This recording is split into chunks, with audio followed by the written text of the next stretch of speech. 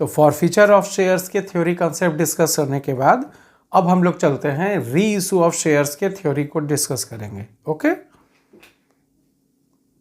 पहला पॉइंट कह रहा है, मीनिंग समझ लेते हैं, रिवीजन कर लें, अपना ब्रश अप हो जाए। मीनिंग कह रहा है री issue of shares means issue of forfeited shares. Company ने जो डिफॉल्टर शेयर होल्डर से शेयर्स फॉरफिट कर लिए, सीज कर लिए, कंपनी उसे अपने पास रखकर क्या करेगी, तो उसे फिर से जनरल पब्लिक को इशू कर देती है।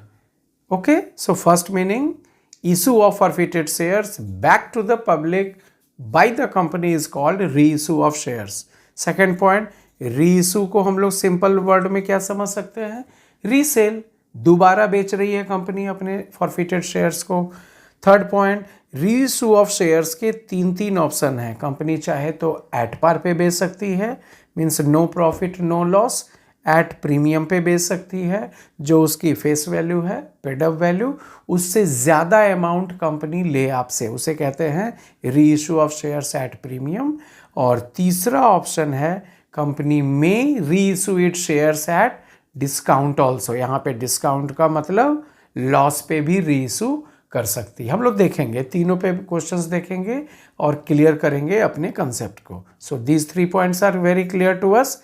Reissue means issue of forfeited shares, second one reissue simple meaning resale, third reissue of shares may be issued at par, at premium और एट डिस्काउंट। आगे चलते हैं, इसके जर्नल एंट्रीज देखते हैं, रीइशू के जर्नल एंट्रीज कैसे रिकॉर्ड होंगे। तो इसमें case one, reissue of shares at par. At par का मतलब नो प्रॉफिट नो लॉस, अभी बताया था हम लोगों ने।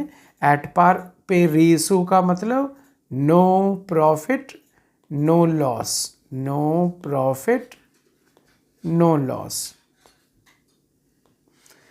एंट्री कैसे होगी, simple entry for reissue of shares is bank account debit to share capital. जब कोई ना प्रॉफिट हुआ ना लॉस तो simply bank account debit to share capital. किसमें अमाउंट कहाँ से डिसाइड होगा, दोनों में number of reissued shares दिए रहेंगे क्वेश्चन में, उससे मल्टीप्लाई करेंगे। बैंक में अमाउंट जाएगा रिसीव्ड अमाउंट पर शेयर, कितना अमाउंट कंपनी ने रीसेल के समय उस न्यू पब्लिक से, न्यू शेयर होल्डर से लिया, that received amount is multiplied in reissued shares, we can get the amount of receipt, bank amount. Share capital में कितना जाएगा, number of reissued shares into paid up amount per share. Paid up amount per share को clear कर लीजिए, it is not always equal to face value. हो सकता है it may be equal to face value but it may not be equal to face value, तो वो दिया रहेगा paid up. 8 paid up means 8 से इंटू होके शेयर कैपिटल में, फुल्ली पेड अप तो फुल 10 से इंटू होके शेयर कैपिटल में। सारी बातें क्लियर होगी जब हम लोग क्वेश्चन करेंगे सॉल्व आज ही अभी। अब आते हैं case 2, when company is reissuing it shares at discount. At discount means at loss, जितना उसकी वैल्यू है उससे कम में सेल कर रही है कंपनी, आपसे कम डिमांड कर रही है और जो शेयर दे रही है वो ज़्यादा पेड अप वैल्यू के अमाउंट का। तो देखते हैं उसके लिए एंट्री में नया क्या हो जाएगा। जो कोर एंट्री अकाउंट्स हैं, बैंक अकाउंट और शेयर कैपिटल क्रेडिट, वो तो एट पार वाले में भी हुआ, यहाँ भी हुआ।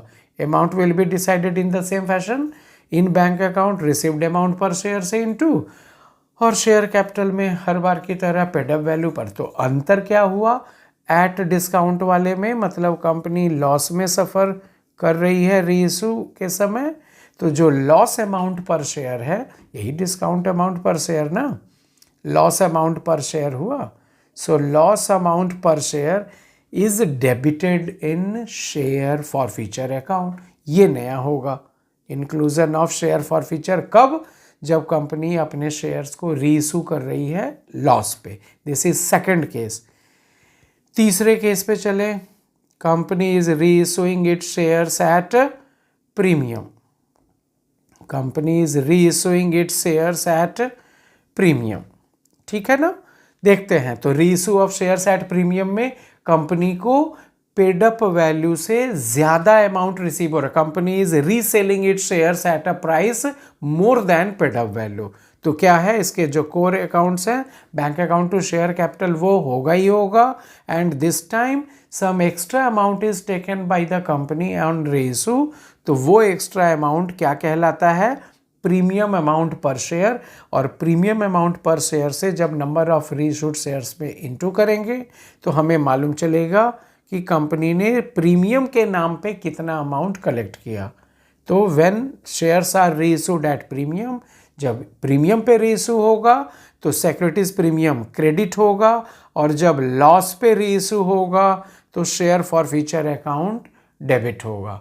यहाँ पे कंफ्यूजन है कुछ स्टूडेंट्स को कि सर रीइशू जब लॉस पे होता है तो शेयर फॉर फ्यूचर डेबिट, तो जब प्रीमियम पे रीइशू हुआ तो प्रीमियम भी तो एक तरह का फायदा है, तो यहाँ पे हम लोग शेयर फॉर फ्यूचर अकाउंट नहीं लिख सकते क्या? नहीं लिख सकते। शेयर फॉर फ्यूचर केवल और केवल क्रेडिट होता है फॉर फ्यूचर एंट्री के गेन को इंडिकेट करने के लिए, जो कि हम लोगों ने पिछले वीडियो में देख लिया है।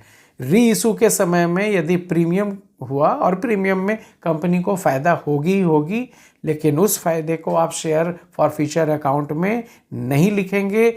उसके लिए स्पेशली यूज़ करना है हम लोगों को सिक्योरिटीज प्रीमियम अकाउंट। क्लियर है यहाँ तक? अब यहाँ पे खास बात क्या देखनी है, maximum permissible discount on reissue of shares. ये जो इशूड है डिस्काउंट पे रीइशू की बात है, मैक्सिमम कितना डिस्काउंट दे सकती है कंपनी, उससे रिलेटेड ये वाइटल पॉइंट जरा क्लियर कर लें। क्या लिखता है, maximum permissible discount on reissue of shares can not be more than amount of shares share for future. जितना share for future account credit हुआ था फॉर फ्यूचर के समय उन शेयर्स पे, उतने नंबर ऑफ शेयर्स का कितना अमाउंट फॉर फ्यूचर के समय में क्रेडिट हुआ था, उससे ज़्यादा आप रीइशू के समय में डिस्काउंट नहीं दे सकते। That's the rule we have to follow. ऐसा नहीं कर सकते कि मेरा शेयर्स है मैं मुफ्त में बेच दूँ, नहीं हो सकता। आप मैक्सिमम कितना डिस्काउंट पे रीइशू कर सकते हैं, उतना जितना कि आपने फॉर फ्यूचर के समय गेन किया था उन शेयर्स पे। उन शेयर्स के फॉर फ्यूचर में जितना गेन हुआ उससे ज़्यादा आप लॉस में रीइशू नहीं कर सकते। क्लियर है? अब ये भी कंसेप्ट क्लियर कर लो, रीइशू में इसकी ज़रूरत पड़ती है इन साइलेंट केस। जब दे दिया फुल्ली पेड अप तब तो शेयर कैपिटल में फुल्ली पेड अप 10 रुपीज़, जब दे दिया 8 रुपीज़ पेड अप तो शेयर कैपिटल में ₹8 से इंटू। कई बार आप कहते हो कि सर ऐसे दिया रीइशूड एट ₹7 पर शेयर, तो रीसेल प्राइस तो मिल गया बट पेड अप वैल्यू नहीं दिया है। तो ये एकदम इंपॉर्टेंट रूल कि जब भी पेड अप वैल्यू नहीं दिया रीइशू के इंफॉर्मेशन में, it will be just taken as equal to called up value per share. Called up value याद है ना, हम लोगों ने यूज़ किया था फॉर फ्यूचर एंट्री में शेयर कैपिटल को डेबिट करने में।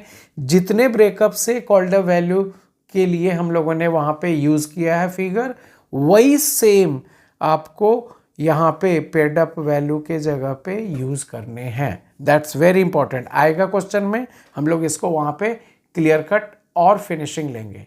यहाँ तक क्लियर हो गया? कोई डाउट नहीं। अब हम लोग इसके बाद जाएंगे क्वेश्चन सेशंस में और इन सारी बारीकियों को वहाँ पे जब डिजिटली देखेंगे तो एवरलास्टिंग वो ग्रैस्प हो जाएगा। क्लियर है?